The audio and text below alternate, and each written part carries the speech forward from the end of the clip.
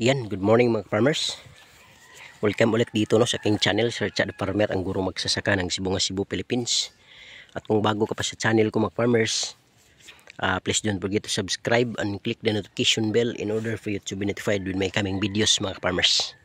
Okay, so thank you. And then for today's vlog mga farmers ay ibabahagi ko sa inyo yung aking 11th harvest mga farmers dito sa aking upo. Okay, so yung upo ko mga farmers is roughly 3 months. And then yun nga, nakapag-harvest na tayo ng 11 bisis mga farmers. Ngayon po ang ika-11 bisis. So ngayon ay second batch harvest natin. Second batch harvest sa 11 pitasan mga farmers. Okay, so ganyan. So meron pa tayong malaking trabaho mga farmers. Ito yung pagpupruning, pagtatanggal ng mga natuyong mga mga dahon. Pero unahin muna natin mga farmers yung harvest, kasi yun po ang natin focus sa video natin ngayon. Yan, so may mga bagong may mga bagong bunga. Yan. So dito mga farmers, yan, meron pa tayong natirang banana twine kasi hindi pa tayo tapos dito, kasi meron tayong ina-additional na tali dito. Yan, dalawa para mas matibay, kasi alambre gamit natin mga farmers.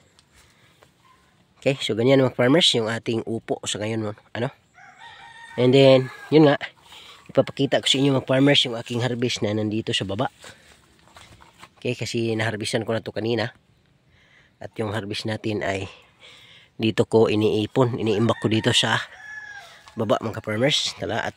Tara na mga farmers, tingnan natin yung ating naimbak dito sa baba.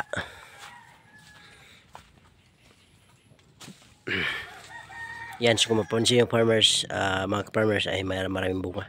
Yan. So nandito yung ating harvest mga farmers. Yan, second batch to mga farmers sa 11th harvest. And then yung first batch nandoon sa bahay, isasama ko na dito mamaya mga farmers. Ito yung ating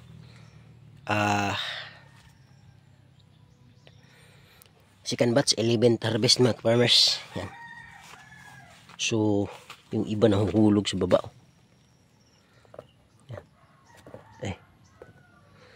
Una natin to. Ganyan mga farmers. Ito natagak siya mga farmers. Tapos meron tayong reject 5, 2, 4, 6 o 6 pala. So abnormal sizes mga farmers, because of to mga farmers, hindi tayo nakapag-spray na roughly 2 months dahil po sa lagi almost everyday umuulan mga farmers. So sayang kapag nag-spray tayo tapos ma-wash out lang. Okay, so yan, kung makikita nyo mga farmers, yung ating harvest ay still marami pa rin mga farmers. Actually mga farmers, ngayong susunod na buwan sa Oktubre, I am expecting more harvest mga farmers, as long as talagang lumabas na yung haring araw mga farmers na talagang iinit na. Kasi ngayon mga farmers, kulang talaga sa sunlight, kaya hindi po makapag-process yung ating upo, yung matanim natin. Kumbaga yung photosynthesis hindi po na kagandahan yung performance, yung pagka-process, kaya apektado yung pamumulaklak at sa pamumunga ng ating upo mga farmers. Okay, kaya ganyan. So sa inyo makikita mga farmers, ating harvest ngayon, yan ilang kilos kaya ito mga farmers. Yan, ganyan yung harvest natin mga farmers.